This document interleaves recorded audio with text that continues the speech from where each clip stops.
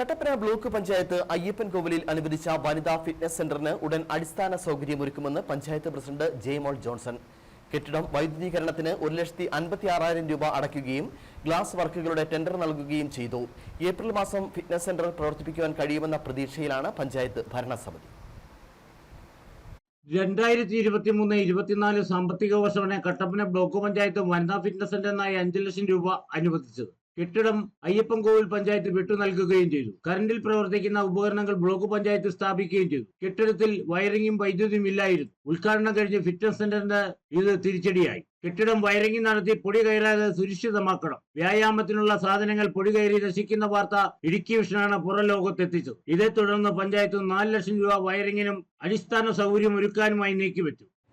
22-23 സാമ്പത്തിക വർഷത്തിൽ ബ്ലോക്ക് പഞ്ചായത്ത് 5 ലക്ഷം രൂപ മുടക്കി വനിതാ ഫിറ്റ്നസ് സെൻറ്റർ അയ്യപ്പൻകോവിൽ ഗ്രാമപഞ്ചായത്തിന് ലഭിച്ചു.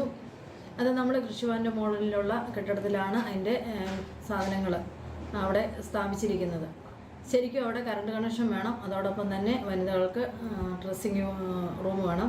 ഇതിനെല്ലാം വേണ്ടിയിട്ട് നമ്മൾ ഈ വർഷം 4 ലക്ഷം രൂപ വകയിരുത്തുകയും അവിടെ ഇലക്ട്രിഫിക്കേഷന് മാത്രമായിട്ട് 1,54,000 രൂപ ഈ കഴിഞ്ഞ ദിവസം ഇലക്ട്രിഫിക്കേഷൻ ബിങ്ങിലോട്ട് നമ്മൾ അടച്ചു. അതിൻ്റെ ഭാഗമായിട്ട് അതിൻ്റെ പ്രവർത്തനം അവർ നടത്താൻ വേണ്ടിയിട്ടിരിക്കുന്നു. അതോടൊപ്പം തന്നെ ബാക്കിയുള്ള എൻ്റെ ഗ്ലാസ് അടക്കം മാറേണ്ടതുണ്ട്. അതിന് വേണ്ടിയിട്ട് ഈ കഴിഞ്ഞ ദിവസം ടെൻഡർ ഇടുകയും സാറ് അതിൻ്റെ ടെൻഡർ എടുക്കുകയും ചെയ്തിട്ടുണ്ട്.